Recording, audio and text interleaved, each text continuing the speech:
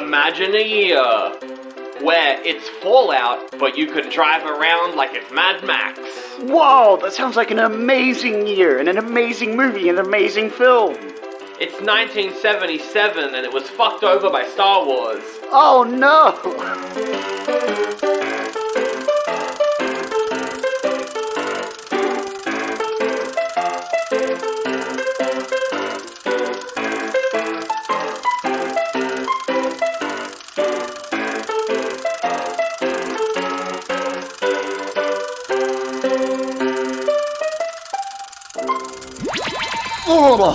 Oh my god, where am I now? Oh, it's some sort of wasteland desert with a hot beating sun. It feels like 40 degrees. It smells.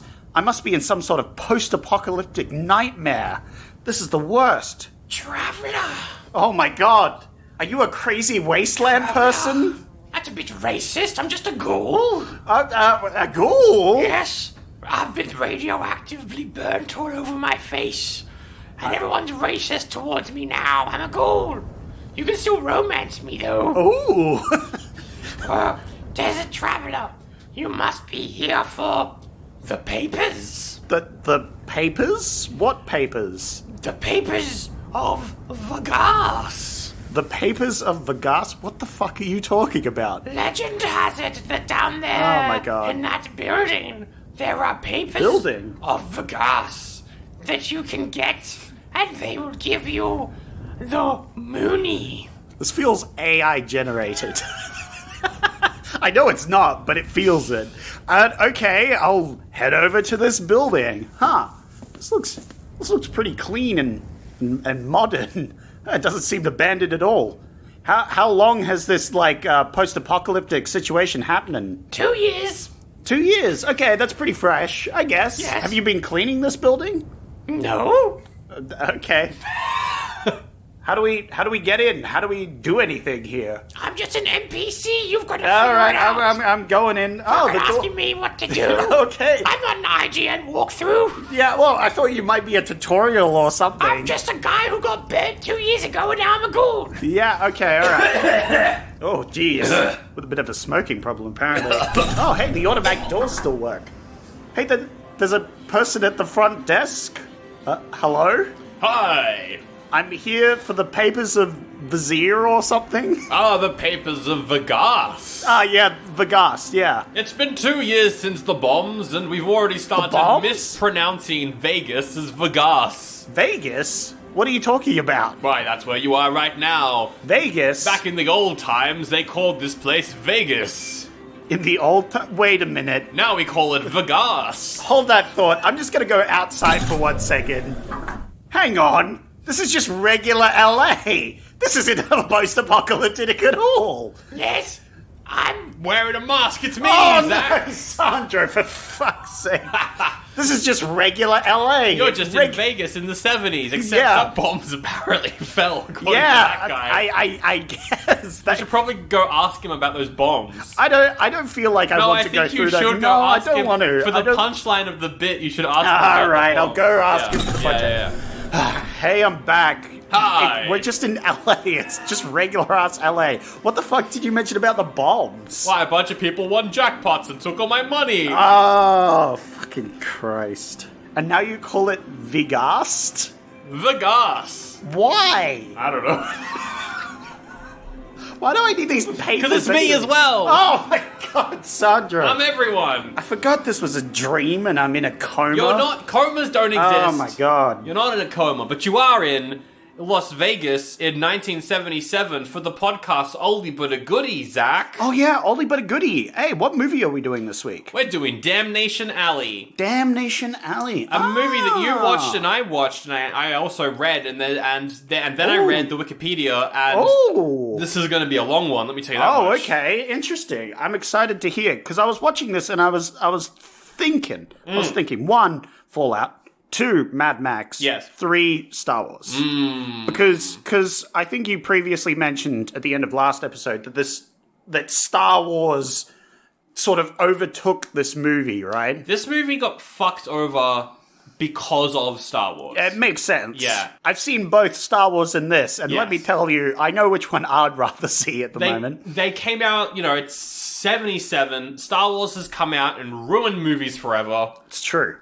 Made them more commercial than they ever should have been. Well, here's the thing. Removed the creativity out of Hollywood. Well, here's the thing. If you think about it, like, when Star Wars first came out, it wasn't like that. It was more like this film because it was old. But then George Lucas slowly updated it. Added modern graphics and all these things, throughout the years. And I feel like it became more commercial. No, Star Wars had, lines around the block for, 4 months. Yeah, no. The word of mouth was huge, but it wasn't the, Yeah. Yeah, but it didn't ruin Hollywood then. It didn't ruin, the toys, but it didn't entirely ruin Hollywood. Well, no, that's the thing. It came after that film that they started commercializing it. The new films came out, and it became bigger and bigger, and then it became a monster. At first, it was a mouse. It was a friendly Still a mouse, Mickey Mouse. Yes, we will be talking a lot about Star Wars in this episode because of the nature of the movie. As you mentioned, though, also Fallout, because this movie is just Fallout. Well, Kinda. It covers the same thing. That's the thing, right? Fallout is a video game about a post-apocalyptic scenario where nukes went off. Yes. And this movie is about a post-apocalyptic scenario where nukes went off. Exactly. Which isn't, original. People have done these things before. But this was an interesting take. Because there's a lot in this where I'm like, I feel like Fallout took stuff from this. And they did, apparently. Whoa, they did? But also, this movie didn't do very well. We'll talk about that later. And Mad Max, because there's a fucking car. Yeah, there's a car, and it's post-apocalyptic. That's right. And I hate to say it, but watching Mad Max, watching this, I know which one I would rather see. Well, I mean, the first Mad Max is close to this because it's relatively normal. Yeah. It's just there's cars, and then second Mad Max is where it kind of gets a bit crazier. Yeah, I think I liked second Mad Max the most out of these vehicle post-apocalyptic things because they add a lot of, wacky shit that's going down. I agree. This movie was... I think this movie was good, but fine. The problem is, the first half is very slow, and I'm going to say it, boring. I think most of the movie is boring, which is interesting, because as soon as you walked in my house, you were like, I haven't finished the movie yet, but also, this is long, and that's very interesting. Yeah. Because this movie was meant to be 45 minutes longer, and I think if it was 45 minutes longer, it would be more interesting. That's true, Because they cut out everything, but just left stuff in about the car. Just to try and save the movie, interesting. They were like, we'll have it be the bare minimum a movie can be, which is 90 minutes, so that we can get the most sessions in per day and make money off of this. Which is what they do now. But that's wild that there was 45 minutes. For 45 minutes of character stuff. Yeah. Cut. Wow. Which, I'm like, in this scenario, I agree, the movie we watched is too long. But I think the way to fix it is to make it longer. Yeah, no. Because more stuff in. The problem was I wasn't invested in the movie because I didn't learn about any of the characters. Yeah. And I think it's a bit long at first. It's a bit more epic. And it would have been more appropriate if the movie was longer. I shouldn't say that the movie was long. It felt long. It drags so much. It drags It also a lot. feels like a Western more than a sci-fi. Yes, yeah. Well, that's the thing. We've watched a lot of Westerns recently. Yeah. And it does follow the same sort of beats as a Western, which is quite interesting. I liked that, though. I liked a lot of this. Yeah. It's not very good. No. We should get that out of the way. Well, that's the thing. This was the Star Wars killer. This is the thing that they were like, this is going to be the big one, and Star Wars isn't. Yep. God, executives are dumb. I can get into the backstory of this now if you'd like, because it's pretty interesting. It's pretty interesting what happened with this movie. Okay, well, is this non-spoilery or spoilery? I feel like this is non-spoilery, because I won't mention plot-related stuff that was meant to be in the movie, but wasn't. Okay, we'll mention that later. After, yeah. But the movie itself, so it's based off a book called Damnation Alley by a sci-fi author called Roger Zelazny. I read it. Yeah, I think I've heard of him before. Yeah, he's done a bunch of popular trashy sci-fi paperbacks and stuff I love him. that. I had a copy of the book, and the reason I had it was because it had, from the producers of Star Wars on the top of it, which just meant the movie was made by Fox. That's all that means. Yeah. And for some reason, I was like, this book's written by George Lucas.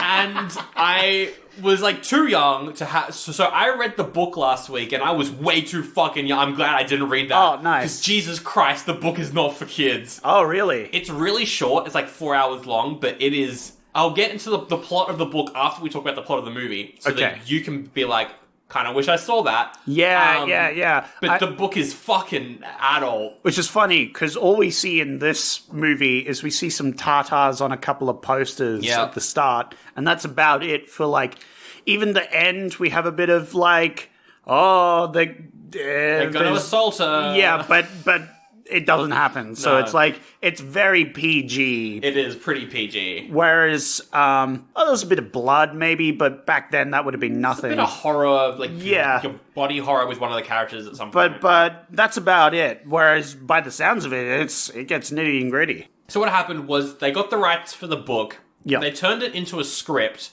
Nice. And they got the author's, like, thumbs up on that script that they wrote. Oh, nice. And the script was pretty close to the book. It expanded a little bit on the world and stuff. That makes sense. But, it was pretty movie. close.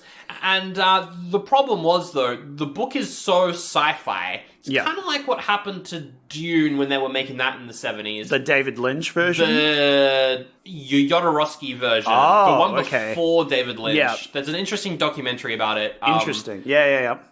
It's kind of similar to that. They didn't have the technology to make the movie. Yeah, because that's something I was actually thinking about while watching this film, is that it looks old, and it feels old, which is like interesting old compared Star to Star Wars. Well, because, like, even the Star Wars theatrical cut, I've got them, the original theatrical cut of Star Wars before George Lucas fucked with it all. Yeah. Even that looks better than this. Yeah, but, like, it still has little things, like, the plans of the Death Star is on, like, a little CD thing, which kind of makes sense-ish, doesn't? They've worked it into the world as much as they can, but there was, like, things age, fun fact. Like, and one of the droids in Empire Strike Back is just an ice cream machine. Yeah. And it's funny. Yeah, exactly.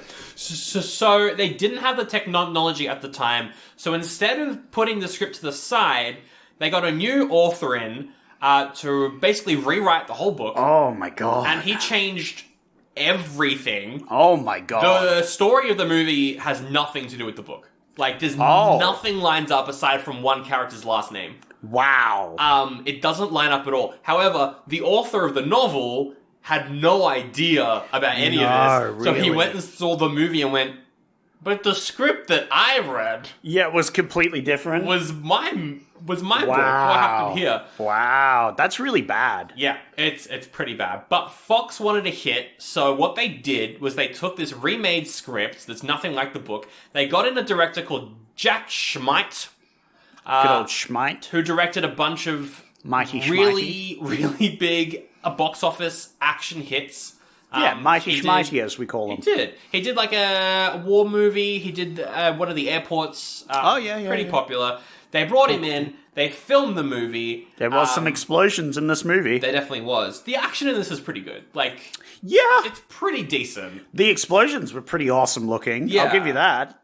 It's kind of boring, but some of the action... I like the action. Yeah. I liked when things were happening on screen. Yeah, for sure. So they brought him in to direct it. This had a pretty high budget at the time. Yeah. Of like $7-8 million. I don't know how much Star Wars costed at the time, but the idea for Fox was Star Wars was a risk. Yeah. They're going to release it. It's got a very low budget. If it fails, who cares? Yeah. This is going to be the hit of 1977. Oh, absolutely. And I think it's really interesting looking it back from that perspective, because Star Wars did the best with what it had. Like, I mean, then it could have, like... Yeah. It had ships made out of, like, random kitchen appliance stuff, Well, because Star Wars took a swing on using a visual effects company that wasn't known for doing visual effects at the time. I think they were, like, pretty new. Yeah. Whereas with this movie, they were like, we want, because this is the hit, Yeah. we're going to get the big guys in. Oh, absolutely. Yeah. that yeah. fucking bit them in the butt. Well, yeah, that whole rewriting thing definitely is like, if they had just gone with the original script and story, I feel like it could have done a lot better with the big budget and that sort of thing. I think it would have been a really But I cool definitely, movie. with Yeah. some of the big explosion effects and like the vehicle itself, Yeah. I was thinking, yeah, I could see a lot of budget going into this. They had a lot of different, like places they went to, different sets. Yeah. And like when you have lots of different sets, then I'm like, oh, this is probably a little more expensive than your average film. No, you know? definitely. So, Because a lot of films try and like stretch out the usage of each set that they have, but they would jump in here and there and other things. Yeah. And yeah, the director went out, shot the movie, was like, I want the big budget because this is going to be the hit. Nothing's going to take away from my budget. No other movie that Fox is making is going to go over budget and then they'll take money out of my movie to put towards that movie. That's not going to happen. No. So I'm just going to shoot the whole movie with the budget, with most of the budget that I have, and do a bunch of like practical effects. If we have to redo them with visual effects, that's fine, whatever. Because I've got that spare budget that's not going to get taken away by Star Wars. Oh, no. So what happened was Star Wars went over budget, and they needed more budget, so they took it from Damnation Alley and put it into Star Wars, which made Star Wars better because it needed it. Yeah. Like, it needed an extra edit. I think George Lucas's wife is the one who saved that movie because she re-edited it and made it watchable. It worked out for them in the end. It did. That's a massive hit, but kind of sucks for this movie. Yeah. Because they took money from this movie to give it to Star Wars. Damn. Which then meant that they interesting. filmed the whole movie. There's a sequence with cockroaches where it's just a bunch of toys on a mat and they're dragging the mat. I don't know if you saw that, but it I saw looked that. really bad, right? I don't know. I was down for it. Okay. I like, because it was a lot of them. Yeah. So it was a big mass. I could see, like, you could see it was something being dragged. Yeah. And it was probably not the best effect. Well, that was meant to be redone with visual effects. Yeah. But they didn't have the money to redo it, so they just left in the mat dragging. Yeah. It's just small stuff like that is what happened with this movie. Yeah. Is they filmed it and went, that looks kind of shit, but we'll just redo it later. Yeah, okay. And then they didn't have the budget. Because that's something else, is like, the big explosions and other things, they look really good and impressive, like they had a big budget, but then there's bits where it doesn't look like they have a big budget. Yeah. Which is really strange. Yes. That they're, like, the budget seems to flip-flop, but now it makes sense. Because they were going to fix it in post, but couldn't because of Star Wars. Wow. And because of this, a bunch of important scenes that tell you what's going on were cut because they didn't have the money to even make them. They were going to make their own, like, missile sequence. They were going to have the ending, there's, like, a natural disaster sort of thing going on. That was meant to be made. They were meant to make that in post-production for the movie, but they had no money, so they just had to use stock footage of, like, random missile going into sky from a film from the 40s. Yeah. And that's what happened. And Interesting. And then Star Wars came out, was a massive hit, and they were like, oh, we're just going to keep promoting Star Wars, and we'll just dump this at the end of the year. Woof. And they dumped it, and it didn't do well. This movie really did get shafted at almost every opportunity. It did. Which is so funny that this was meant to be their big movie, and it kept getting shafted. They tried to save it, like, as I mentioned, it was meant to be 140 minutes. They cut it down to 90. Yeah. For some reason, someone decided, you know how the sky in this whole movie looks like orange? Yeah, well, there's some things where it's like a bit blue, blue. with like lightning things going on. It looks kind of cool. The sky the whole time looks like radioactive. Yeah. That wasn't meant to be the case. Oh, really? They decided that, like, months before the movie was meant to be Oh, released. jeez. And so the people had to go through the whole movie and change the sky, like maybe God. frame by frame. I'm not sure. Why? But that was all added in very last minute because they were like, Louise. it'll make it look better. Very stupid. That's a very strange thing to do. It is. So, yeah, that's kind of what happened with this movie. It just got fucked over. They had that weird sequence where, like, a storm was coming in and there was, like, laser things going across the sky. That effect looked really weird. I didn't know what the fuck was going on with I that. have an idea with what they were meant, like, maybe what they were doing, but Yeah. Because that was meant to be an actual, like, storm tsunami sequence Yeah, that they had to just cut because they didn't have money. Yeah. But yeah, so much of the movie was cut out. We'll get to that later. Also, on set, this is very funny. Oh. The main actor, whose name is Jan Michael Vincent, he plays Jake Tanner. Tanner. He was like a TV star at the time. Yep.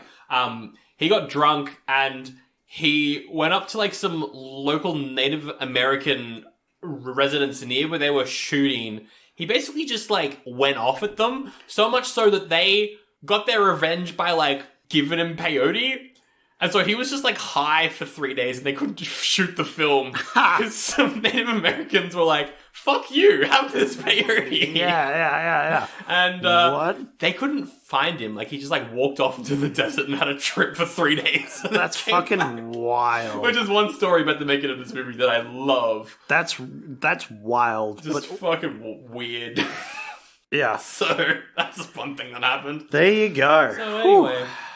Shall we jump into some spoilers then? I guess so. We've kind of given our thoughts on the movie. I'm going to give this film oldie. Mm-hmm. I think it suffers in a lot of areas. It had some really interesting things, but it took a while to get to them. Yeah. And like it did feel like it was supposed to be more epic than it was. Yes. Like especially the intro. I think the intro takes like 10, 11 minutes or something before it like gets you into the main thing. And it's like a big long intro for this sort of movie, which would have made more sense if it was like 2 hours. Yeah, right? oh, exactly. Yeah. And like, because it's really getting you into it sort of thing. Yeah. And I was actually mentally comparing it to Star Wars, right? Where you have that like reel of text that comes on and then bam, you're in the movie, right? Yes. And that takes like 2 minutes, but it's like explaining the story to you instead of showing, which I don't like. But that's Star Wars, right? But then Star Wars is meant to be a chitty serial. Yeah, well, that's it, right? They did, so. Which is interesting, Yeah. because I liked Star Wars more, Yeah, but I yeah, usually dislike that sort of intro. But it does just jump you in and then get into the main plot of the movie. Yes. It's just interesting that way that, like, maybe if this had done something more Star Wars, like a 2-minute quick intro of explaining shit, you could have just jumped right into it, right? And had a bit more into it, you know? It would have made it more trashy, which I think is maybe what it needed, because the movie doesn't take itself very seriously. The problem is, it thought itself a big epic film, but it turned out to be the trashy film exactly, in the end. And if it had originally gone in with that trashy sort of like vibe, then it would have done a lot better, I feel. I think so as well. So I'll give it an oldie. Okay. But it's a circumstantial oldie. Like, this could have been a lot better. Also, going with the original script probably would have been a lot better. They wouldn't have been able to make that until now, though. No. Like, oh, absolutely some of the not. stuff. There's giant butterflies that attack them and shit like that. That would have been so cool. It would have been really cool. Yeah, well, that's the thing, right?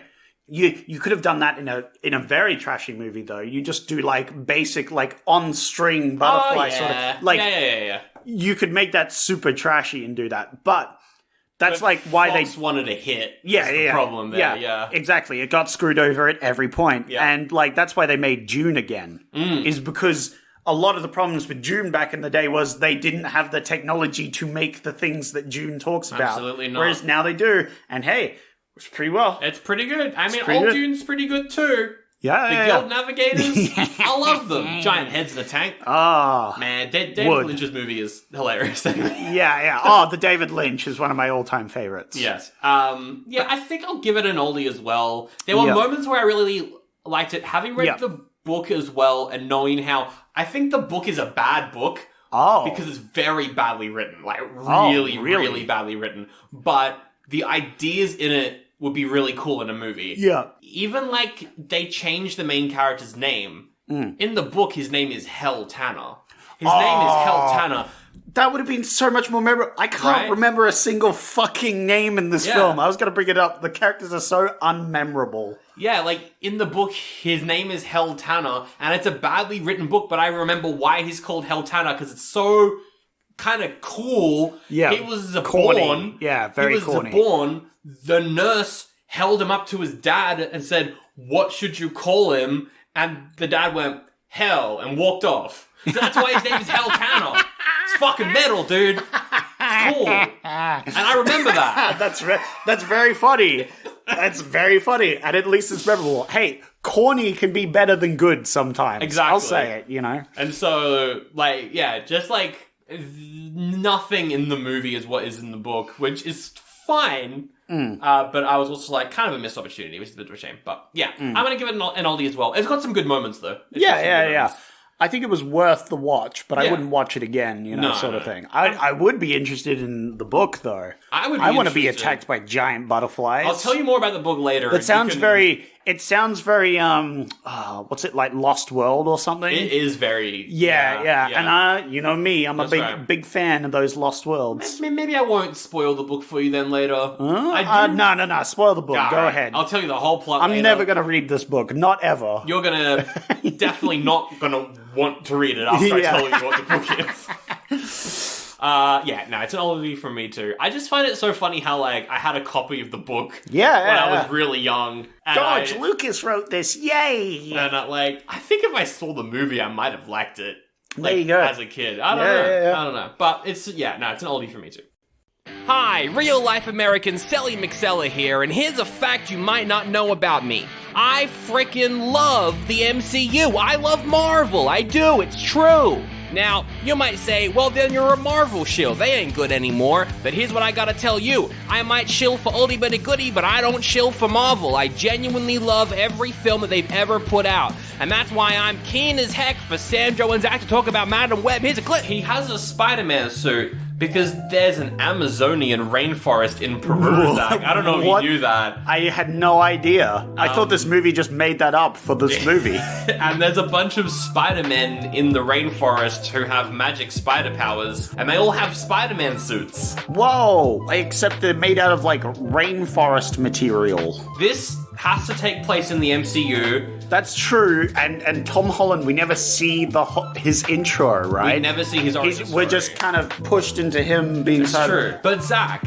Spider-Man's suit that Peter Parker makes, it's a very kind of thrown together hoodie, pants sort of thing, but it's very much not a Spider-Man suit. Who makes that Spider-Man suit? Tony Stark makes the Spider-Man suit. True, he does. But apparently he didn't, because he just stole it off the Spider people who were already having Spider-Man suits. I appear to have fucked up a little bit. It turns out that Madam Web's not an MCU movie. It's a Sony movie, and therefore I don't have to shill for it. I mean, therefore, I don't love this one. It's bad, actually. But you know what's good? Sandro and Zach talking about it at patreon.com/oldie but a goodie pod. You can also get early episodes of the main show without any ads, so you don't have to hear this promo ever again. If you go there, link in the episode description, and get that bonus episode of Madam Web right now. All right. So, spoilers. Going into the spoilers, you said there might be some changes that you might mention from the book to the movie. The book and the movie are nothing the same. I'll give you the plot of the book when we go through the whole plot of the movie. Okay, all right. But I will mention stuff that was meant to be in the movie and was shot for the movie that they had to remove. Oh yeah, because they cut out 45 minutes of the movie. Yeah. We'll open with the movie. It opens with the classic 20th Century Fox logo. Classic. Very nostalgic, just how it opened before Star Wars. It was like true. Pretty cool. We see a bunch of businessmen in the American Air Force. They're doing Air Force stuff. Yeah. We got a military base. Yeah. And they spend a lot of time setting up these characters. Yeah. You've got the sort of like wisecracky artist guy, you know. Keegan, yeah. His name's Keegan. He was pretty cool. You've got the military colonel guy, Major Eugene Sam Denton. Yep. He's a bit more, you know, serious sort of thing. Yep. Although he does play chess with the artist guy. Keegan, that's right. And is beating him at the chess. Yep. which is a funny thing at the intro there. I liked that. I was like, hey, that's a good intro. I like that. You've got Jake Tanner. He don't play by no rules, and he's got a mullet. Fucking hate this guy. He's so annoying, right? Yeah, like I get what he's trying to be like the endearing, lovable scoundrel sort of thing. Yeah. I did not at any point, no point was I on his side throughout this movie. I also found it really interesting how he's got a mullet, almost exactly the same hairstyle as Mark Hamill had in the first Star Wars. It's like almost... Yeah. They look so similar. I think it was just the style at the time. It must have been the style, but also I find it very funny Mullets Fox were... was like, you can make Star Wars, but make sure the main character looks like this guy. Yeah. Gotta have a mullet. Yeah. They're all in this airbase, and all of a sudden, someone, we don't know which country, but a country, launches a bunch of nukes at them. Yeah. Aimed at every major city across the country. Yep. And the Americans are like, oh no, we didn't ask for this. What a surprise. It's the consequences of our actions. I don't remember them saying that, Sandro, but yeah. Whenever America gets attacked in a movie, I'm like, but they probably asked for it. Wow. Whoa, Sandro, you can't say that. Who do you think launched the nukes, Zach? Probably Russia. Yeah. That would be my guess. Yeah, I mean, look at the climate now. I mean, ooh. It's probably Russia or... It could have been North Korea, you know. I doubt it. Japan, Maybe. really? I'd say more China than Japan. Yeah, right? true. Maybe it was all of them. They've all teamed up to get rid of America. It's all, or like just general war broke out and people just started throwing missiles at literally everyone. Maybe. Because that's the classic World War III, right? Yeah, true. I'm interested though, like, and I think Fallout plays with this idea a bit as well. Because it's set in America, and to America, the world is America, and then every other country is just like, they're also there, but the world's America. Yeah, you know what I mean? America. That's kind of the spirit with, like, Fallout, is like, is the whole world radioactive, or is it just America? Which would be really funny, by the way. But, which would be hilarious. But that was kind of my thoughts in this movie, were like, some random country has attacked America. So America is gone, but the rest of the world is fine. Well, it did tilt the Earth on its axis, right? And then they mentioned that the amount of nukes that were launched has tilted the world out of its axis, so that's why weather's fucked up. I mean, that does kind of make sense. Kinda. The moon, because the moon affects like flooding and other things that, right? So if it's on its axis, it would get closer and far away. Yeah. Like that could affect temperatures as well. Like, I feel like it's plausible. It's plausible. Maybe. It's interesting thinking about the whole World War III thing. Yeah. Because this was made around the Cold War times, The Cold War was going on for ages, but this is like during when... This is the height of when Cold War became movies. Yeah, you know well, what that's I mean? the thing. Because that was in the consciousness of people back then. This is one of the things, is like people were scared of nukes. Yes. After what happened with them.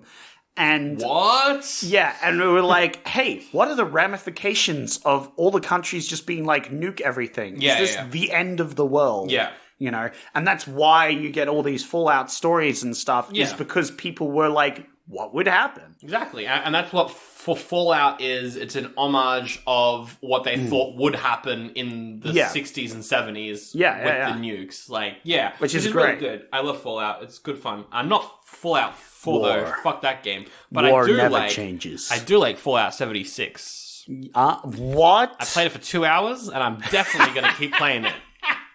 It was on sale, and I bought it for myself and my partner, and we played it for 2 hours, and we're definitely going to go back to it. Oh, someone's shilling out for those sponsors, I can hear. But the nukes go off. The nukes go off. War never changes. And then we cut to stock footage. Yeah. And the movie gets stock footage fine. It was fine. It got really art housey for a second. Yeah, that's what I'm saying. That intro was really long with that sort of thing. I kind of liked it. We have a little bit where the colonel's talking with the other guy, being like, I can't work with you. I've put in for a thing to work with someone else because I don't like you. Something else that was cut from the movie. Those two have a lot more of a they butt heads more. Their relationship is explored way more in the original. Yeah, I would expect so, because it was very brief in this film, which didn't like, because I was like, why don't they like each other? Yes. Well, I mean, we see later on a bit more why they don't bit. like, but it's just because he's young and he just like, Yeah. I do what I want, but the other guy's like, I'm a rules man. well, that's the thing, right? It's a very basic relationship. Oh, yeah. So I didn't need it explained, but I would have liked it to be explained. That's right. You But know they what I mean? explain other things, because after all the bombs go off, we cut 2 years in the future and we get written exposition. Yeah, which is funny that they had that whole, 11-minute intro yeah. and then finished it with a bit more text to just be like, and this is what happened.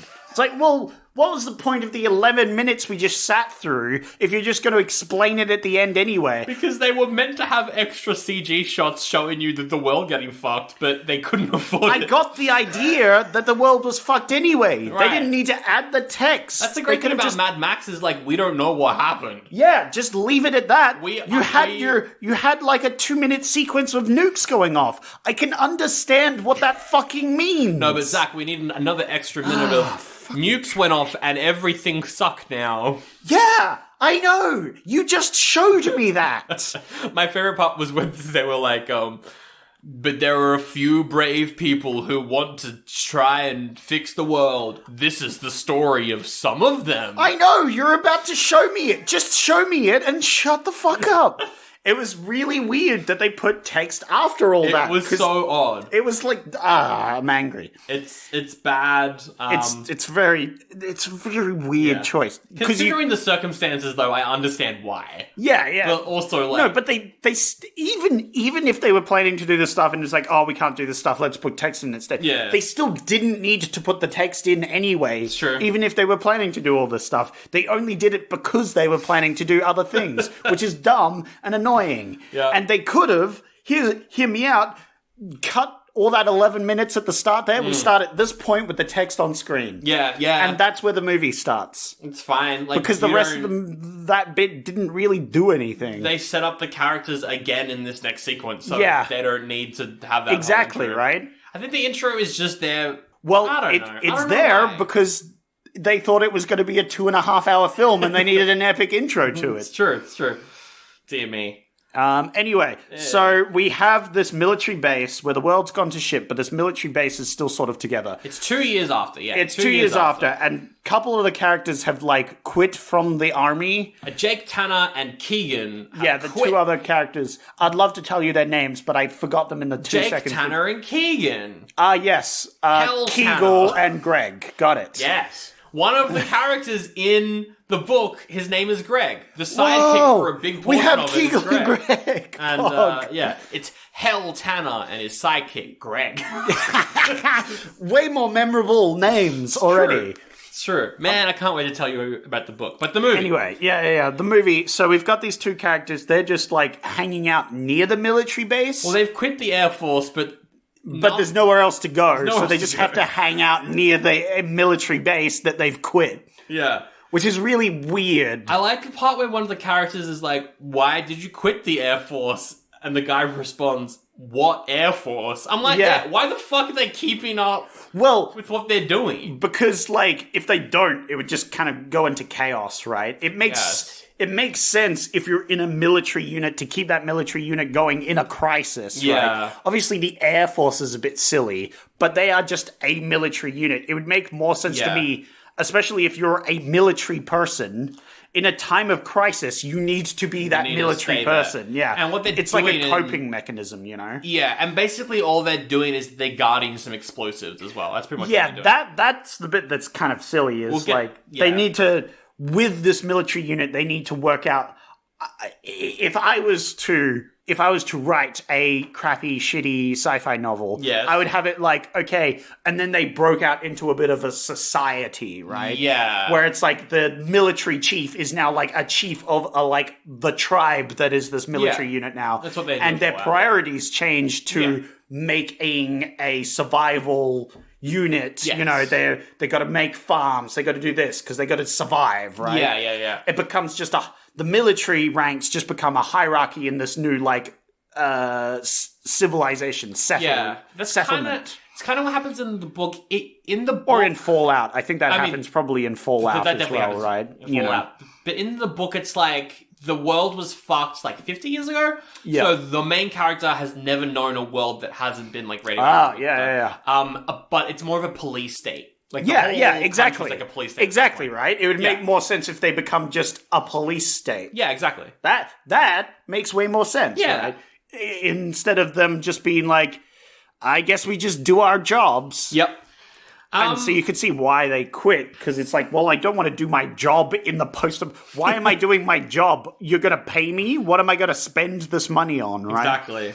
So I could see where he's coming from in that situation. I can't see where he's coming from, though, when it comes to how they introduce Jake Tanner again, because he's on his motorbike, which in the book, he is a bikey guy. I'll get to what sort of bikey guy he is later. But he's a bikey. That's how we're introduced to him. He's got his bike. He's got a girl on the back of his bike that he's found, and he's riding around some rad scorps. Oh, yeah, the rad scorpions. Hashtag not copyrighted. Hashtag they're just big scorpions. Hashtag they took regular sized scorpions, blew them up, which is what they did for monster movies back in the 40s. It looks great. I love it. It looks amazing. They're It's definitely not the floating above the sand or anything. Yeah, but like, I'm totally fine with that. It looks great. I loved it. It was very funny. Yes. Because it reminded me of those big tarantulas we saw in In Tarantula. In Tarantula, yeah. Which was very funny. So I love the big scorpions that they had. And there's a random point where he's like, all right, miss, this is where I leave you. And he pushes her off the bike. Which is just a wild intro where he's found a girl in the desert and he's bringing her back. Yeah. And then he's just like, nope. And he dumps the girl in the middle of these scorpions. And us and the other characters like, what the fuck? Well, it turns out it was just a prank, bro, because that girl was a doll.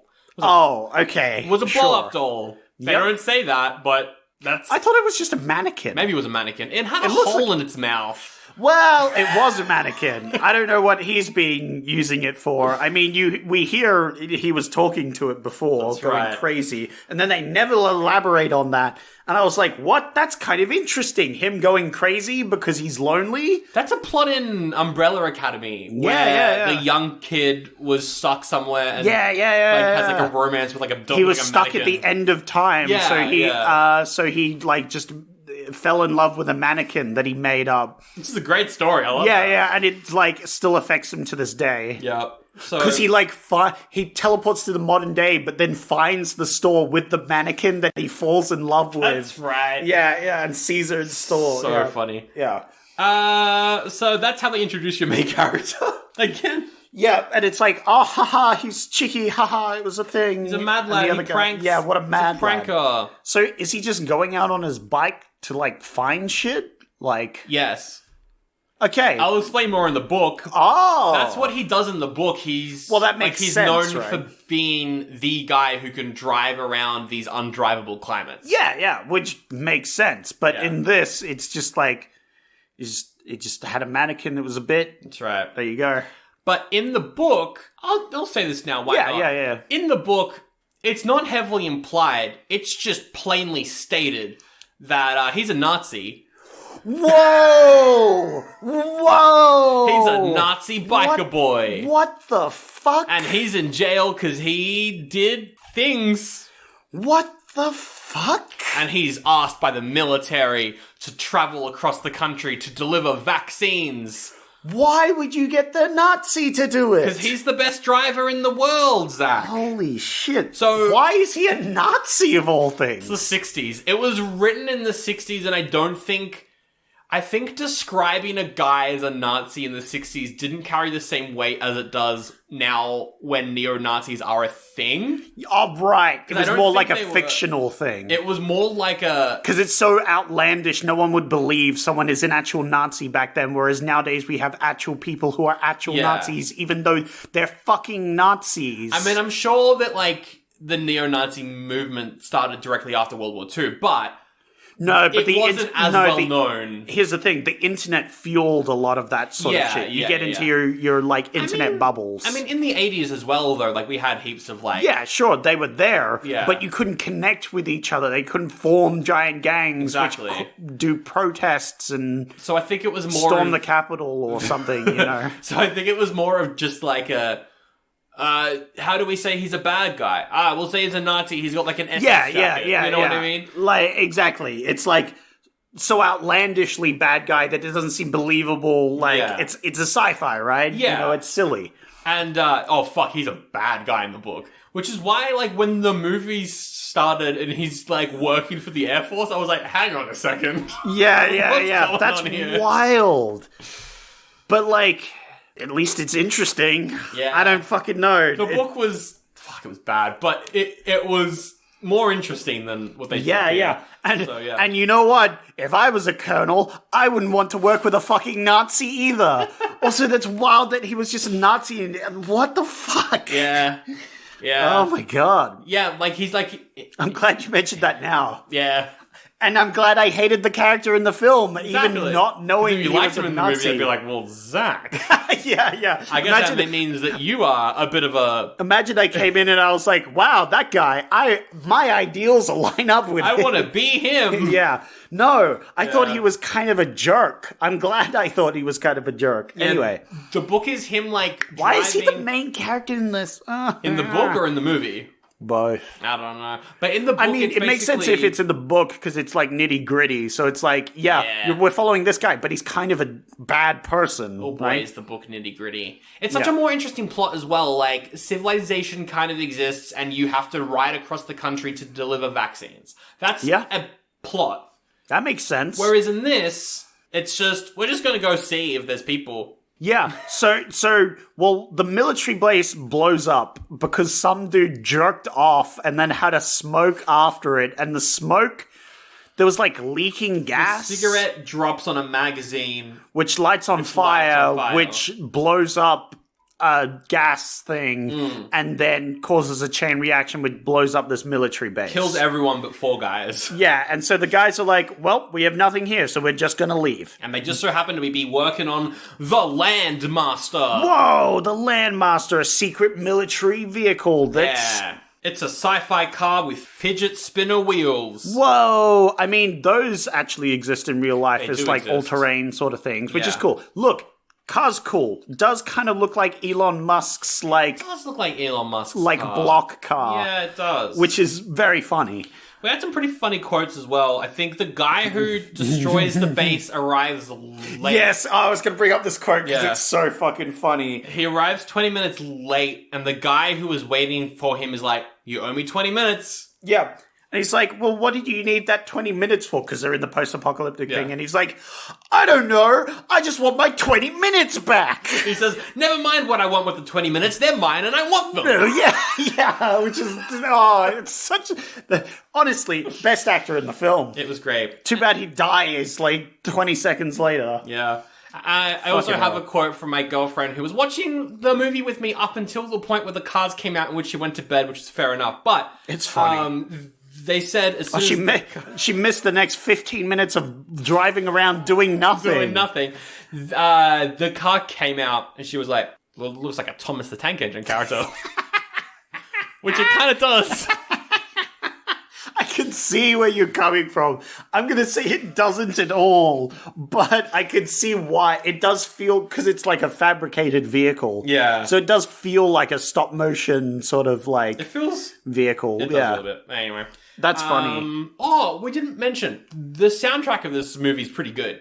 Yeah. The soundtrack I really enjoyed, especially when the car comes out. It's like big epic music and stuff. Yeah. And that's because the music is done by Jerry Goldsmith, who composed all the Star Trek movies. Wow. Mr. Star Trek there you man, go. which He's is a funny. sci-fi guy. Which is funny because this movie was meant to be Star Wars. That's They true. got the guy who did Star Trek to do the bloody music. Pretty funny. Pretty funny indeed. Ironic. Yes. So yeah, they decide, hey, we're getting the signal from this other place. Albany. Yeah, which has been a plot in other things before, I think, where... That's the plot of Fallout 3? Yeah, that's what I was thinking of. Maybe? Yeah, well, It's there's part like... of the plot of Fallout 3. at least. There's like things in Fallout where it's like, there's a message from this thing. We got to Yeah, go check it out. it's over That's the thing. radio, but we're gonna But go that's there. like one mission in Fallout Yeah, or something, yeah, you know? yeah. But this movie is they're going out in the vehicle, and the reason is they're going to Albany. That's it. Going to They don't really have a reason to go there, so like they talk about it at some point. Is like that's their reason, but they literally have no other reason other than they don't want to stay at the base because it's blown up. So we might as well. But they could stop anywhere. They could. They're just like, we'll go here and we'll stop at Las Vegas and Detroit and some other places along the way. Why not? The Major is like, I've called our route Damnation Alley because it's the only like it's like an alley between all the big radiation waves. So we're gonna drive through that and get to where we need to go. I mean, the name's fine. The name's good. The name's good because it was written in the book, I presume. In the book, Damnation Alley is kind of like the Kessel Run. Yeah.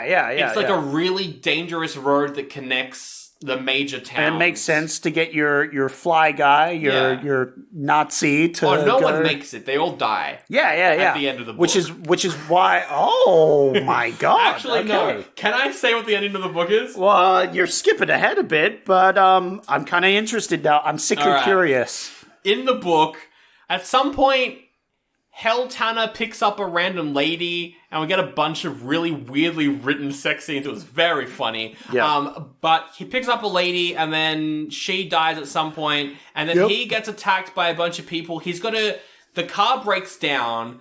Okay. He's got to go via motorbike, which means he's exposed to radiation, so he's dying at the end. And then he actually dies just before he reaches wherever he needs to go. So he dies. And then Greg's ghost talks to an angel. What the fuck? And says, you know what? That Nazi's a bad bloke, but he's learned humanity through this trip. What the fuck? And you, Mr. Angel, need to give him the energy to deliver the vaccines. No. And then he delivers the vaccines, and then he dies, and then they make a statue out of him. That's crazy, but also very funny. In a way, did they know he was a Nazi when they made the statue? Or that he was just a guy that delivered the vaccines? Well, yeah, because that would make sense. Yeah. If just this guy who did this epic trip to do these things, they didn't know he was a Nazi, so they built the statue. I think the place he's from knows that he's a Nazi. Yeah, but they don't. Yeah, that's great. I like that. He was like the leader of like the big bikie gang. That just went around like pillaging towns. Like they fucking sucked. But I think he's not known in this. But he's not known in that, and so they're like, "Oh my god, this hero brought us fucking vaccines. Let's build a statue after him." That's great. I love that. But yeah, the book has like gigantic lizards, gigantic butterflies that they attack, heaps of stuff like that. Very Fallout. Very Fallout. Almost like it directly inspired Fallout things. Kinda, yeah, pretty much. Yeah. But also, there's an angel and it resurrects the main character. Yeah, that's wild. I would have expected... Hey, look, maybe it was radiation. Maybe he got a bit of ghoul sickness, and that would have allowed him to make the last journey or something, you know? Yeah. The car has got a weird stretchy bit in the middle of it, like a bus. Yeah, I was gonna mention that. So we've got our crew. We've got 2 vehicles even as well. Yes, which is very funny because they clearly only had 1 vehicle made for the film. They used twice, but they're using it. There's this. What? There's also a random other guy who's with them who dies pretty early on. Tom Perry, he was his name apparently. That's great. How does he die? So they have these stretchy, bendy buses. Yes. And they go to a storm. A storm approaches them. A dust storm, yeah. A dust storm. Radioactive dust storm. Unfortunately, the commander's asleep. Or fortunately, the commander's asleep. The commander's asleep. He's asleep. So when they approach the dust storm, they also the Tanner sings on the radio. That was a really good moment. I that was funny. Yeah. Because of course there is no radio stations out here, so he doesn't get to listen to music. So he just sings his own. That scene where he's going through the radio and he's like, "There's no country music, there's no rock, and there's no Reverend Ike." Country, rock, religion on the it's Fallout. Whoa! It's just what you listen to in Fallout. Whoa! It's crazy, man. Crazy, man. It's wild. Anyway, it's like things inspire other things. Yep. Anyway, there's a storm, and shut up. There's a storm. This is my new character, guy who just finds out that everything is based on other things. Yeah.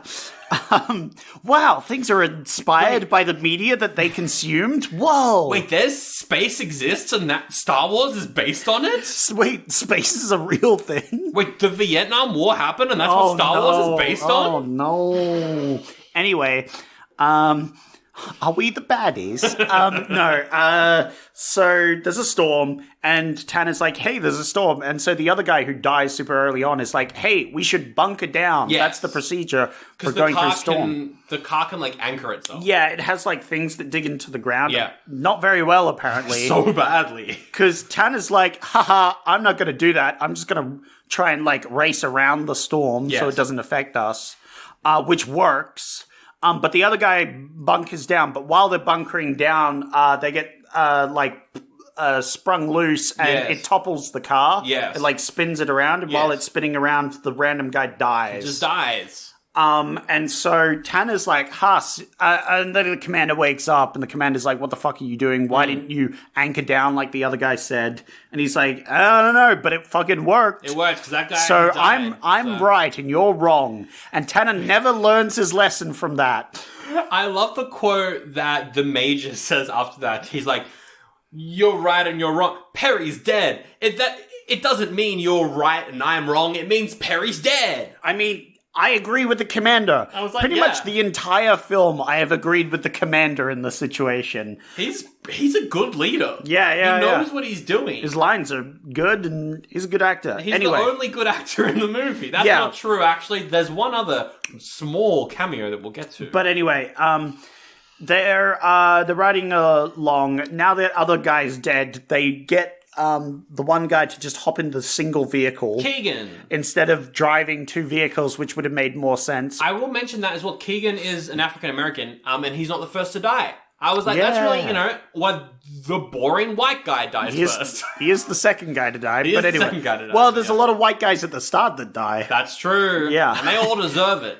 But also, all of America dies, and, a pretty large population of America is not white people. So. I would disagree with you, but I just learned some of the characters were Nazis, so, Anyway. They come across Vegas. Yes, they come across Vegas now, now that Tanner hasn't learned his lesson because him doing the wrong thing got them to live, so he thinks he was right, and that's never resolved in this fucking film. Yes. Which is really irritating, because they have that bit. I'm just going back to that line, because that's my favorite line in the film. Yeah. It's like, he's like, haha, see, Commander, I'm right, because I did the wrong thing, and that saved us. And he's like, it doesn't matter whether you're right or wrong. The fact is, he's just dead. Yeah, exactly. That's it. Exactly. Anyway, it was a good line. It's a great line. Anyway, moving on. They get to Vegas, and they're like, haha, Vegas, look at all these machines. And Let's play a bit of blackjack. I liked this scene because they start having fun. The Yeah. Major himself, he's like smiling and having fun. Yeah, with yeah. Jack I mean, why wouldn't you while you're wouldn't there? you? Yeah, you might as well. And I found it really effective how they then added the sound effects of a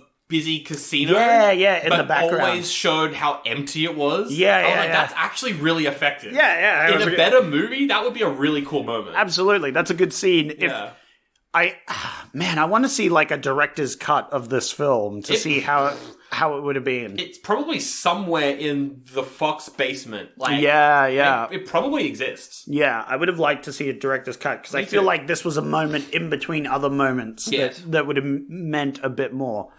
Oh yeah, I didn't mention stuff that was cut was showing you how everything broke down over those 2 years. That was filmed and cut. Oh, filmed! Wow. There was meant to be an alcoholic general in charge of the base, which I think they is the did guy. mention. They did mention him once. Yeah, he doesn't get any lines of dialogue in the movie. He doesn't get any screen time. I think almost at all. And some other stuff involving a new character who shows up at this point in the movie. A woman! Dear God. Oh my God. Yep, so she just shows up. She shows up. And she immediately, like, runs down to hug them because she's like, random people, yay! Yeah.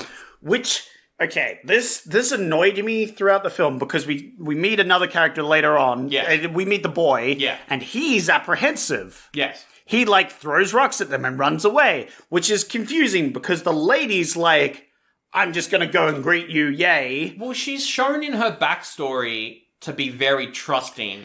of like... I don't know why. She was a Vegas showgirl, and she was like, oh, I was going to meet Frank Sinatra because of my manager. And they're all like, yeah, sure. But also, like, so she still goes up and greets them, whereas the boy's apprehensive. It's like, why is the boy apprehensive? Yeah. Then we see the like, Fallout guys, the, like, bandits or whatever you can call them, who are, like, evil, and, you know, they're just trying to survive, so they're like, haha, a woman, we're going to assault her. That scene was so awkward. Yeah, it was awkward. But then it makes sense as to why the boy was apprehensive, but we should have had the meeting with the bandit guys before then, so we could understand why the boy was so apprehensive, because there was no reason for him to be apprehensive before. But also, why is the lady so instantly trusting of these random fucking people she encounters?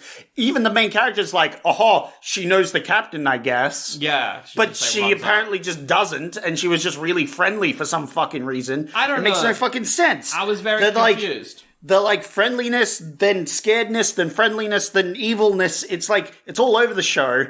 And it could have been like they encountered this woman and it's like, wow, you're really trusting. Or like she did actually know the colonel. Yeah, maybe. Would have made more sense at the start there. But then later on, we have this bandit encounter. But obviously they wanted the boy and the girl for this bandit encounter so they could have the scenes with them. But maybe like mention just one line earlier on. It's like, oh, we got to be wary. There's people out here that will, you know, shoot on sight sort of thing. You know. It's like, give us a reason for the boy to be scared in the first place, because it doesn't make any sense at the time when that scene's shot. It only makes sense later on. That's true. I guess the original thought was because they would have shown how humanity handled the nukes. Yeah, that's it. You would have seen what... Maybe that was in the intro with the civilization crumbling down. Yeah. There was probably like a thing that's like, there's roaming gangs of people. Exactly. Yeah. But would have made it more interesting. But we don't get that. So, but, you know. yeah, because they didn't have that, the way people react to other people doesn't make sense throughout this movie. And it annoyed me greatly. You know what annoyed me greatly was how they're bloody, like, you can come along and then she packs fucking 3 suitcases. Women be packing clothes. She's gonna bring so many suitcases and the major's like, bloody, how about you just bring one and just bring jeans and a t-shirt? Fucking what all these dresses? Woman. Oh my god. One thing they cut was a love triangle between the major, Jake Tanner, and her. I mean, that makes sense. Makes sense. Weird that they didn't leave that in. Yeah, it's weird that that's the bit that they cut, like, because that would have made more sense, because it's like a bunch of men who haven't seen a woman in ages. Yeah, they'd be fucking horny. Yeah. And I think there would be a quad trouble, because there'd be that other guy, but that other guy dies in the next scene. He does die in the next scene. But yeah, they would all want to bang, because they'd be horny AF. But instead they just ignore that and they're like, she's along for the ride, whatever. They go to Salt Lake City to look for gas, and there's a bunch of cars, and inside those cars are Halloween prop bones. No. You think they're Halloween prop bones, Sandro, but actually they're just bones that have been picked clean, very clean. In fact, so clean it's suspicious. That's actually part of the film, That is part of the film. He's like, so damn, these bones are clean. Hey, and they are. They're not props. Giant killer cockroaches. They're not giant, but killer cockroaches. Well, they are quite big.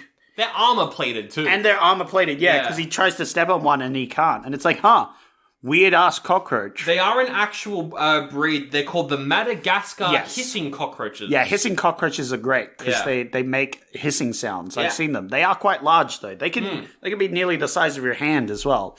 And Keegan if you don't like creepy crawlies, they would be quite terrifying. They would be creepy and crawly. Yeah. Aside from the scenes where they're all on a mat and the mat's being dragged along the ground. Yeah.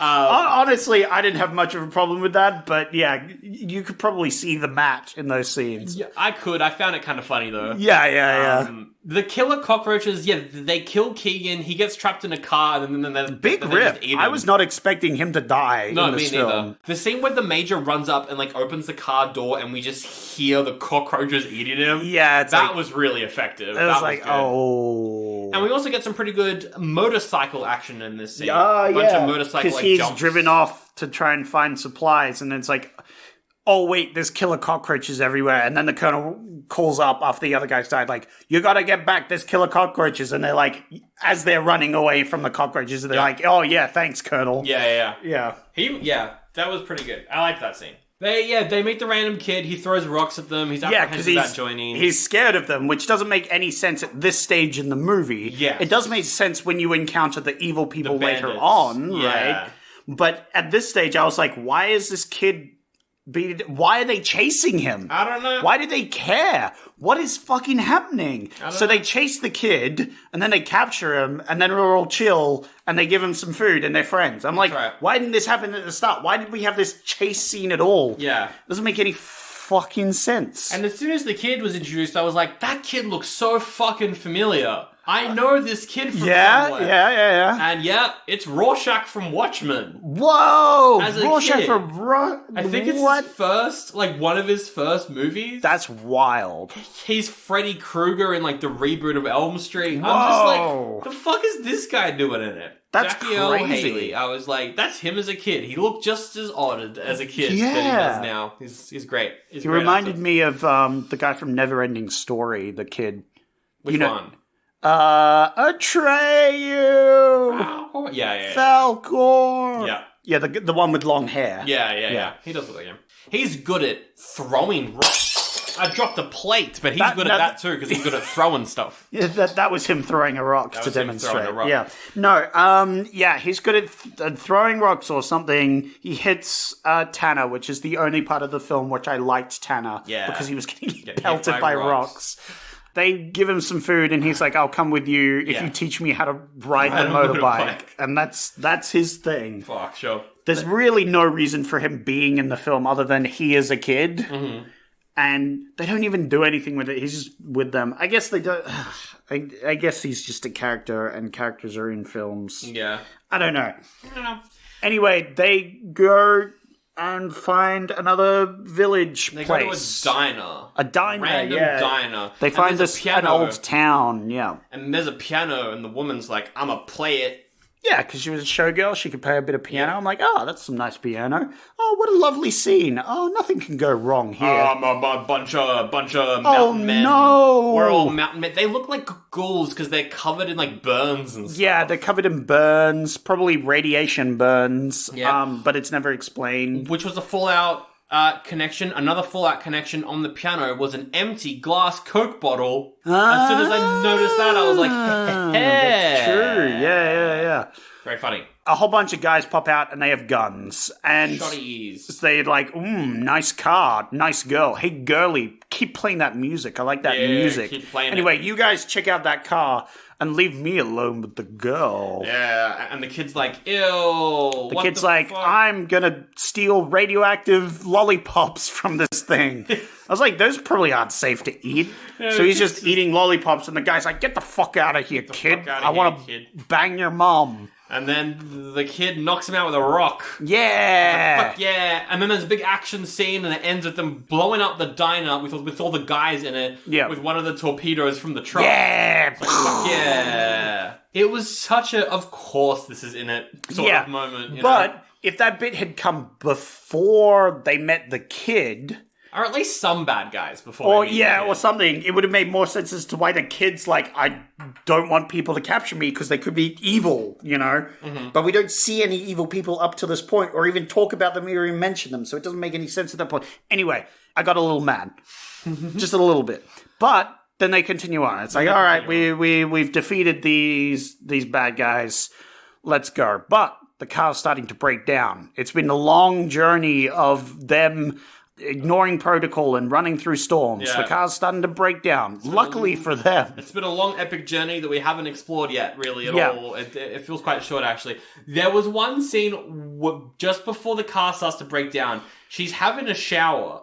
And I don't know if you noticed this, but in the shower scene, she's showering. Yep. And they obviously didn't shoot enough footage of her showering, because they play the footage, and then they reverse it. Oh. So, her hand, goes up to her hair. They must have cut, because then it's the set, it goes back down, but it's obviously reversed. Yeah. And then it cuts to the same close-up of her hands that we got to start the fucking shower scene. Yeah. Which was very funny. I love it when movies do that. But I didn't notice that because I was zoning out at that stage. And I was like, fair. whatever. The journey's going. Don't care. They gotta Keep go going. they got to go to Detroit to fix the car. Yep. Because Detroit's got a lot of cars. It's true. It's true. That's the one thing about Detroit. And so the kid randomly wanders off. Yeah, they find like a old what are they called? Scrapyard. Yeah. Where there's a whole bunch of cars, which is good because apparently the truck can be fixed by any regular truck parts, which is a Very convenient fact about it. And the kid randomly runs off just as a storm starts to hit. Yeah. Big storm.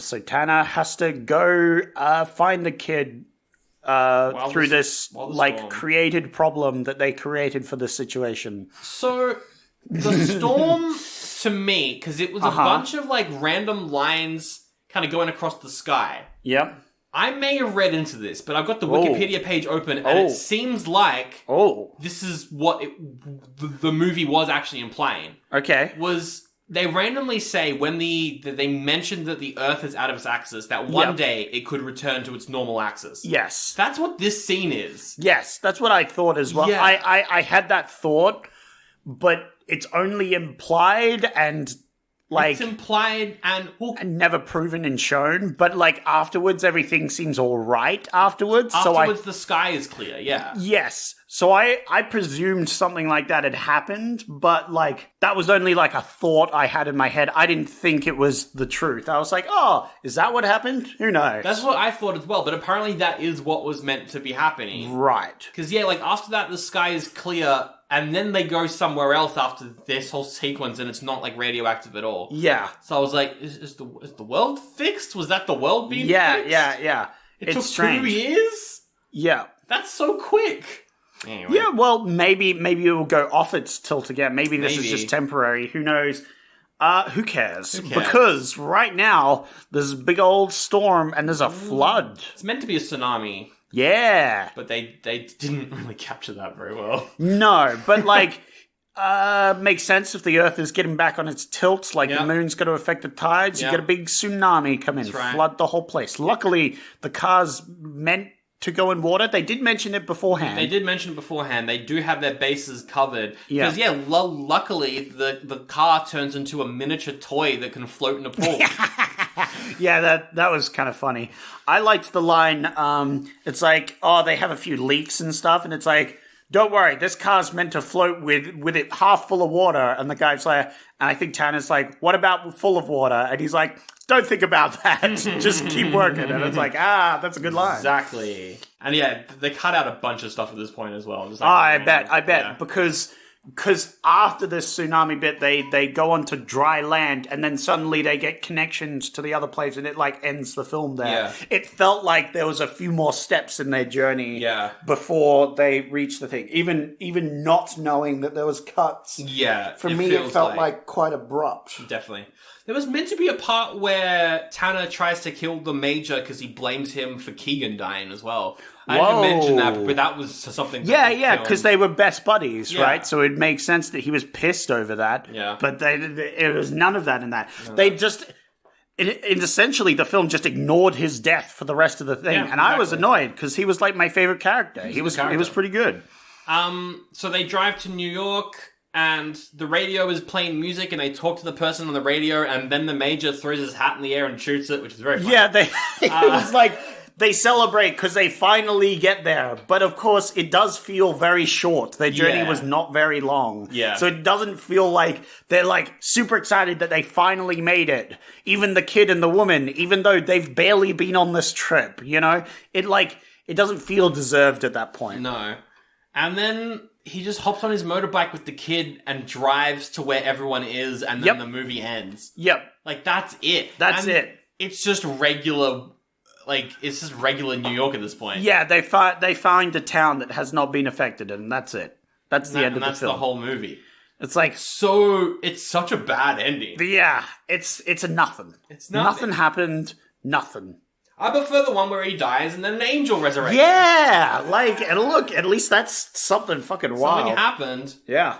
And that is Damnation Alley. Whew. All right. My final fun fact before the remake is... They were going to rename the movie because it's got nothing to do with the book. So tell me which of these two you prefer. Salvation Road Nope. Survival Run. Yeah. Yeah, I think Probably Survival Run's a pretty Run good name. sounds... It gives you a better idea of what they're doing. Yeah, definitely. Was there anything else from the books and other things that you wanted to mention? Any other plots? There's a random... There's like... Because there's giant butterflies. You said lizards. Giant butterflies, giant lizards, more tsunami stuff. He has to fight some of his old biker friends at one point. Oh, okay. Oh, that's kinda cool. I like that. There's a bunch of chapters that focus on, like, random characters. There's, like, a woman who, like, kills her boyfriend because he's radioactively poisoned or something. So she's like, I'll just, like, put you out of your misery. Yeah, that's fair. A mayor goes crazy because of the death bell that just keeps ringing. Every time someone dies, it's, like, once a second. Oh, that's funny. So, yeah. Anyway. Why is there a bell that rings every time someone dies? Although that's very funny, because if everyone's dying, it's just going ding, ding, ding, ding, ding, ding, Yeah. ding, ding, ding. Exactly. And so the mayor goes insane. That's cool. Yeah. And apparently as well for Damnation Alley, for the movie, they tried something new. They did a special cinema release. Ooh. Not IMAX, but IMAX for the ears. It Ear was Max. called Sound 360. Oh. Surround sound. Oh. It was one of the very few movies that ever had surround sound. Oh. And apparently, only the score actually used it. So, Oh. like, the trumpets were, like, behind the theater or something. That's funny. It was. Oh, that sounds was- cool. yeah. I wish theaters would use a bit more surround sound. That would have been more. Could be cool. That could be fun. Yeah, I definitely like Ear Max though. That's a way better name. Yeah, Max is pretty good. Yeah, because it's maximizing your ears. All right, taglines: thumb up or thumb down. You have seen great adventures. You are about to live one. I've seen better adventures. Exactly. Not a bad tagline though. fine. I'll give it a mid thumb.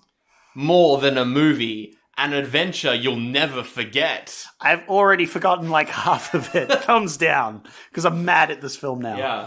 Not a bad tagline though. The magnificent epic of 5 people who survive the nuclear holocaust and their incredible odyssey through the nightmare world It's it still created. going. And now, What? you will not only see it, you No. will feel it. Shut up. Live it. Shut in up. Shut Sound up. 360, a revolutionary sight and Okay, sound that isn't experience. a tagline. That's an advertisement. That's like a full advertisement there. What the fuck? Was that actually a tagline? That's actually a tagline. No, shut up. That's on the longest. poster. No, the that's the poster. longest tagline I've ever heard. Pretty great. That's crazy. And also so funny because in the tagline you can already tell that the movie's garbage. You can Because tell the it's tagline's bad. like, go on this epic adventure with 5 people. And it's like, oh, Like, God. okay. Big thumbs down, I guess. Fucking hell. That's the longest tagline I've ever heard. Long. And also, there's a DLC in Fallout New Vegas that is directly inspired by the movie. Oh, yeah, that's true. Where you go on a if I didn't mention that, people would yell at us. So. Yeah. Well, that's it. That's the whole Fallout connection, you know, which makes sense. This had some pretty good, like, Fallout themes. Yeah. But it just never really capitalized on them. Whereas I feel like Fallout probably did. Exactly. We're the Curiosity of a Child podcast. I'm Anton, the son. And I'm the daddy. Daddy. I'm the daddy. And we're curious about... Everything. We're a podcast about history, science, storytelling, and... The curiosity of a child. we like to dig into different topics, everything from the humble ox... In that episode, I had to learn about castration, to the most popular Christmas toys of yesteryear. including a doll that could bite your fingers off and a pet rock. We don't just talk though, we like to experience. That might mean recording on location a 5,000-year-old dolmen full of spiders and reportedly the entrance to the furry realm. Or simply tasting spices from across the world. We also recreated and ate various forms of corpse medicine, such as human brain, mellified man. And a nice warm glass of urine. Yum. Listen to the... Curiosity of a Child podcast. Alright, time to do the remake. All right. Do we remake the movie or do we remake the book? I feel like we may make this movie and be like, we can do like a Dune. This is the David Lynch version. But none of and the we will characters remake- are from the book. Yeah, but we could add them in with the them book, in. right? How about we just we keep the names of the characters in this movie. No, but we names say were they're the worst closer to the characters in the book.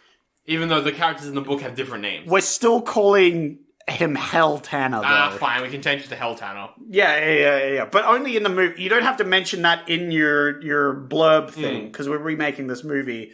But in the movie, his nickname or something is like Hell Tanner. His name is Jake Hell Tanner. Yeah.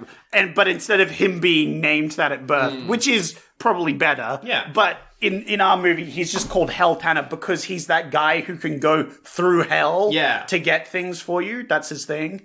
Probably still not make him a Nazi, though.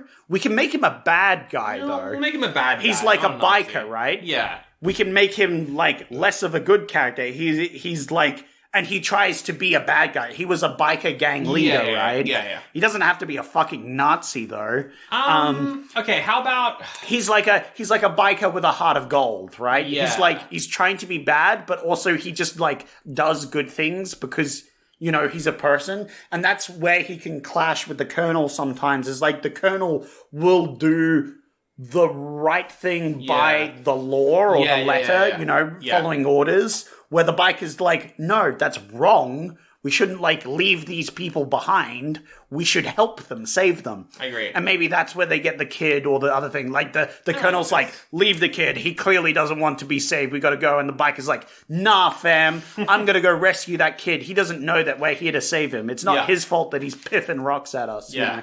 Like, have a bit more conflict between those characters, right? Okay, I got two options for you then. Okay. Playing more into him being a bad guy, looks like a biker. Travis Fimmel, who's the main character in Vikings. Oh, okay. He's the main guy in Vikings. Yeah. He's cool. I'd like him. I like him. Him in a leather jacket does give a bit of a vibe. Yeah, and he's in the Dune TV show that's coming out at the end of the year. Oh, yeah, all about the start of the Bene Gesserit or whatever. Oh, that's cool. He's also Australian, which is cool. My other option is Jason Momoa. I feel like that's a bit, like, too on the nose. He's a bit too likable. Yeah, well, yeah. He's also a bit too big. He's not like your classic biker sort of thing. That's true. He's just a big guy. And, yeah, as you said, he's a bit too lovable to be... Yeah. Because I want him to be, like... I was thinking almost like a Brad Pitt. You know what I mean? Yeah. He's a bit Like, too old, I think, but also... Brad Pitt's a bit too old. Vibe. Yeah, you know what I mean? Like an Adam Driver. he can be, like, just a bad guy, but he can also be a good guy, you know? That's what I want. I want, like, Adam Driver's not bad. Adam Driver's a good pick as well. But yeah, essentially, he's a mean guy. He's a bad guy. Jared Leto. I hate you. Shut the fuck up. He is a bad guy. Yeah, but we don't need a fucking that guy. I don't want to give that guy any acting time ever. Fuck that guy. I think I like the guy from Vikings the most. Yeah. I think the Viking guy's cool. But then you have this whole thing where it's like he will just do good things. It doesn't matter what he's told. Exactly. He's a rule breaker. So he's like, well, we got to save this kid. Because that's obvious to him, because that's a good thing. Yes. But then the Colonel's like, nah, we can't waste resources. We can't waste fuel of the bike. Yeah. We just got to keep going. We could have it they're doing more of the vaccine thing. I think you have our original group of actors from this film, but instead of the base blowing up or whatever, they have to deliver the vaccine, because that makes more sense. Way more interesting. Yeah, and that gives them a motivation, which needs to keep them going, which is why they're going through this hardship, right? Yeah. I agree. That would be, yes. No, and so what happens is they need to send the biker guy, right? Yes. They need to send Hell Tanner, because he's the only guy who could do it. But the Colonel doesn't trust him. So he comes with him. So he comes with him, right? Yes. And of course, the best friend of the biker guy comes with him, because he's like, I'm not going to be left here on my own. Mm-hmm. And then you could have that random other guy tries to come with them, but he dies. Yeah. Or something. For sure. Or he could not come with it. Who cares? Doesn't matter. He wasn't really in the film. Okay, so then other cast members, if we're keeping the main crew, the Major then, Eugene Denton, older guy, Sam Elliott would be perfect, but he's way too old. It's too bad Sean Connery's dead, because... Sean Connery, I'm a bad Sean Connery. boy. Slap a woman. Oh, what's his name? Kevin Costner. Oh, yeah. I was actually thinking Mel Gibson, actually. Is but he is a Nazi. He's like Nazi adjacent. Oh, okay. He's well, anti-Semitic. great. Who were you saying just Kevin before? Costner. He's in a show called Yellowstone, and I was just like, what's like a Western guy? He's a new Western Kevin Costner guy. would actually be good. He gives me good general vibes. I like him. that. Yeah. I like him. Put him in. Cool. Do it. Kevin Costner. I've seen him in a few things, I think. Yeah, he's in heaps of stuff. He's in Waterworld, which I want to review at some point. Yeah. He's good. I like him as the like tough colonel guy who's by the book sort of thing, you know. I agree. My thoughts for the kid is we swap out the kid, not a young boy. I want a young girl. I want Nico Parker, who plays Joel's daughter in the first episode of The Last of Us TV show that came out last year. She's really good. I think she's... Oh, She's in yeah. the new Yeah. How to Train Your Dragon as well. I could see that. Yeah. She's pretty cool. Who is she playing in How to Train Your Dragon? She's playing Astrid in the live-action How to Train Your Dragon. There you go. Yeah. She's cool. I like that as well, as the like tough survivalist sort of thing. Yeah. It's kind of like the first person who like popped into my head. I was like, you've got the gruff biker. Yeah. We need something a bit more of like a, something that can like cool him off a bit. Yeah. He has to like be responsible and cool because he needs to protect this girl. Yes. Because the colonel doesn't want to. Exactly. So he becomes a sort of like reluctant dad figure for her. Yeah. Because he has to, otherwise she's gonna die. Exactly. And he's like, well, obviously I need to do this. Yeah. Because he is secretly like a good guy. He just acts bad, I can't believe that David Tennant's not in the live action How to Train Your Dragon. David Tennant. Can't believe it. Yeah. They've kept the dad though. The guy who voices the dad in the animated movie is really? playing the dad in. Oh, that's funny. I didn't know that. There you go. Which is pretty fun. And also, our favourite young Kiwi from Deadpool's in it. That's pretty fun. Yeah. That'd be good. I love that boy. Yeah. He's great. He's so good. Okay, I other love him characters. in Wilder People. He's so funny. Yeah, he's great. Keegan, the best friend. Oh, the guy. Best friend.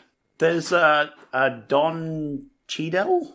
Oh, yeah. Yeah, he's the War iron... Machine. Yeah, War Machine. That's Yeah. it. Yeah. Don Cheadle's pretty good. He'd be alright. He always plays like military guys too. Yeah. Oh, not necessarily. Not in everyone's favorite remake of Space Jam, where he was the villain, right? I forgot about that. Yeah. I just remembered that. What was his name? Algae Rhythm. Oh, Algae Rhythm! Oh my god, I forgot that. Yeah, fuck it. Don Cheadle's a good pick. I like Don Cheadle. That's funny. Because he's like a bit older as well. Like he's the same age as Kevin Costner, so having him be good friends with the biker is kind of funny. Yeah, because he's just a chill guy. Yeah. He can be like the like wise older man, you know. Yeah. He's not military, he's wise in just like, hey, you need to chill out, you know? And he's also really Play a bit of chess. Yeah. I could imagine him doing a bit of art in his free time, and they're like, we gotta go. And it's like, hold on, just chill out. Like, what's going to happen if we wait 5 more minutes? Exactly. Nothing. It's not going to change anything, right? That's a great dynamic because you've got the guy who the commander kind of respects. Yeah. Who they play chess. Yeah. Right? They're friends, but the colonel's not friends with the other guy. So it's like he's the one that keeps the colonel from like kicking hell's ass, right? Yeah. Yeah. I know what you mean. He's the one that keeps them together. But when he dies, then it's like, oh shit, the glue that was sticking them together is gone. Now they're really button heads. Yeah. But that's when you get like the woman or the kid or whatever. Maybe that's when they find the kid and then they're fighting over like this sort of thing. I like that. And the Helldiver guy can be like, he's like, we gotta save this kid. This is what he would have wanted, right? And the other guy's like, you don't know what he would have wanted, that sort of thing. They can have their big fight. I like that. Who's our female lead? I was thinking Kate Winslet. She looks like the actor that was in the original. She does. Yeah. She's pretty good. I don't know who's she been in? Titanic. Obviously. Yeah. Oh, she was in the new Avatar as well. There you go.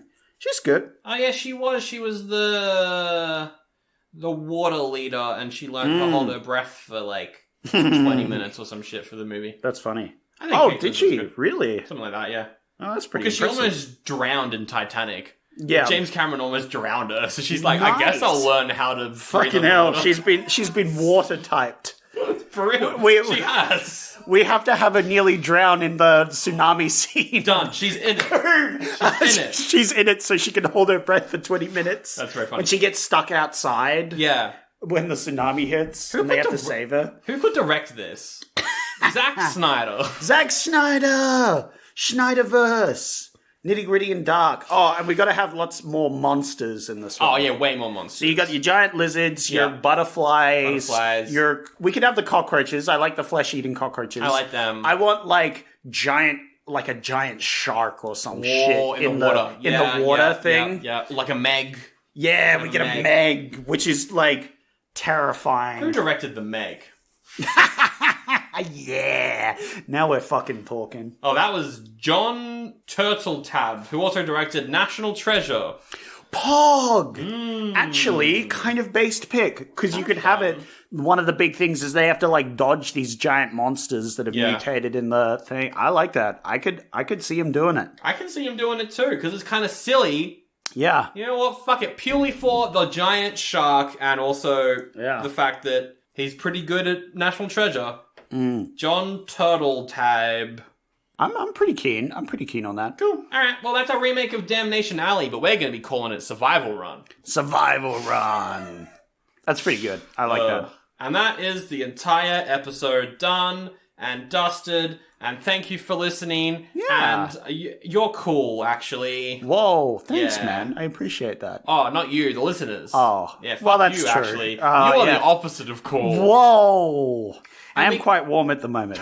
It's hot outside. And we couldn't have done this episode without the new addition to our studio, Zach.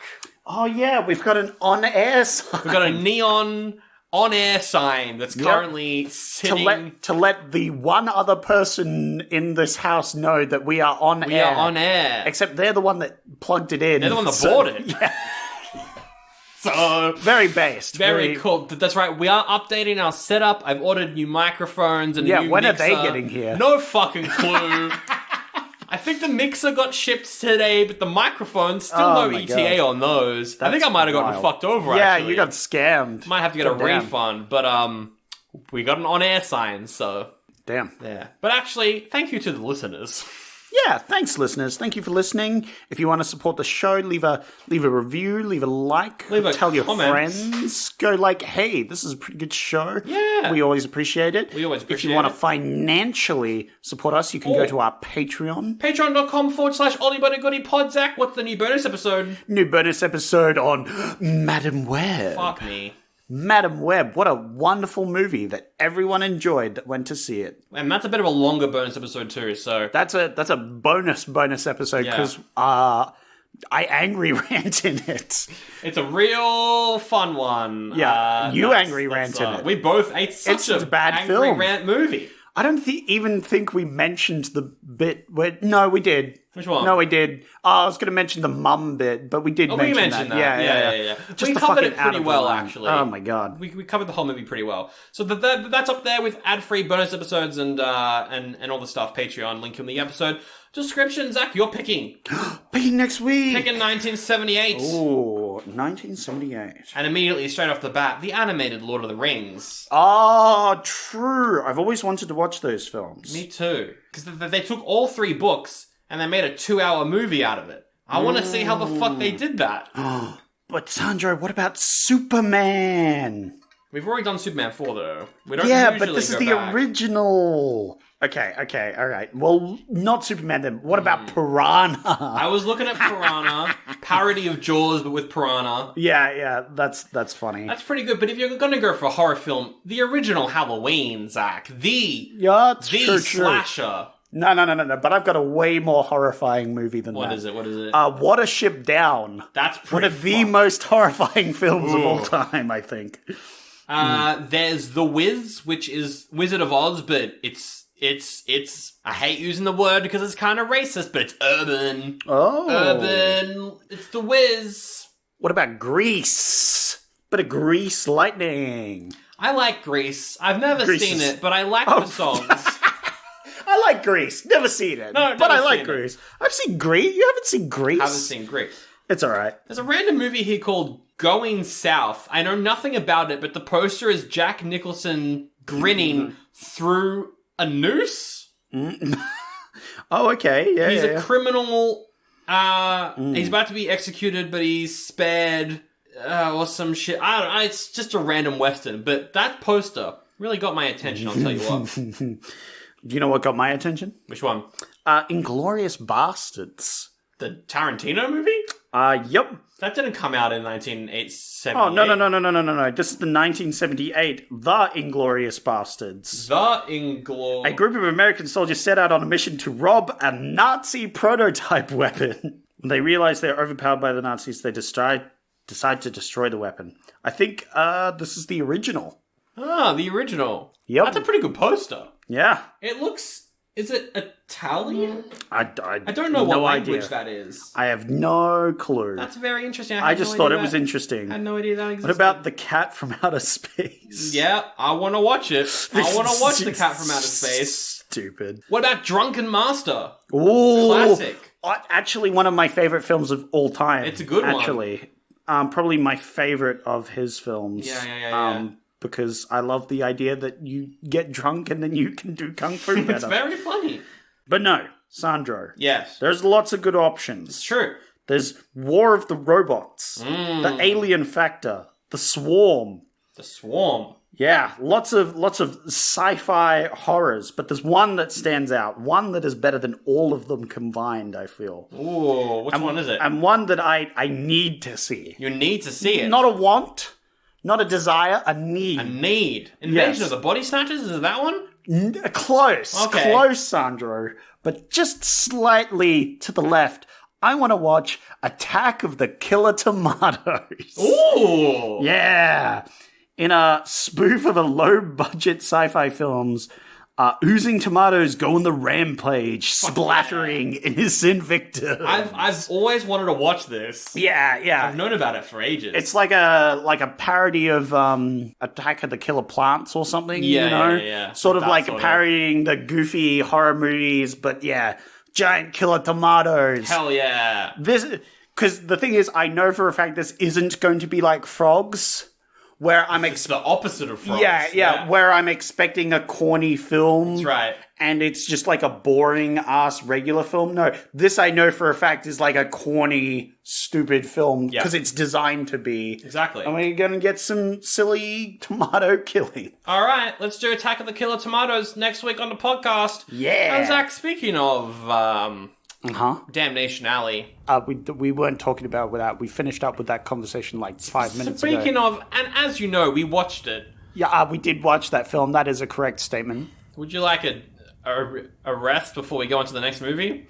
Oh, a rest. Yeah. I could do with a nap right about now. I'm really tired. I don't know if I want to sleep here, though. This is LA, you know? This is LA. This is yeah. Well, we could drive off into the sunset, you know, and have a nice... You know what? Let's do that. Yeah. I've got my Landmaster Whoa! fidget spinner, the wheel car right here. Yeah. Oh, nice. Let's hop into it. Oh. Yeah. Oh, well, it's more spacious than it seems. And I'm going to start driving. Oh, that's good. I'm going to have a nice nap while you do this, because there's beds in the back. Oh, this is There are perfect. beds in the back. Why didn't we do this before? No, we should have recorded in here without all the background noise of eagles and shit that was happening because we were recording out in the Nevada desert. Yeah, that's true. That's true. Anyway. That's right. You make yourself comfortable back there. Feel nice and restful. Now, in the movie Damnation Alley, the Landmaster has autopilot. But mine has auto time travel. Oh, God, what are you doing?